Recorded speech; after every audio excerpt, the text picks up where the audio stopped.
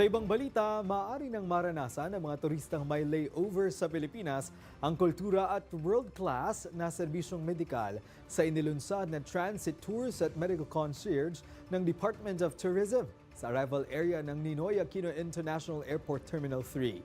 Noong December 16, pinangunahan ni Pangulong Ferdinand R. Marcos Jr.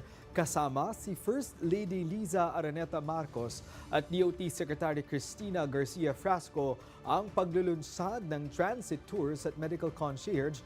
Ayon kay Pangulong Marcos Jr., ang inisyatibang ito ay pagpapatibay sa pangako ng administrasyon na itaguyod ang pagiging tourism powerhouse ng Pilipinas sa Asia. Patunay din anya ito ng people-centered service ng bansa. Para naman kay Secretary Frasco, sa ilalim ng bagong Pilipinas, patuloy na isusulong ng kagawaran ang pagpapabuti sa karanasan ng mga bumibisita sa Pilipinas at ipakilala ito sa buong mundo.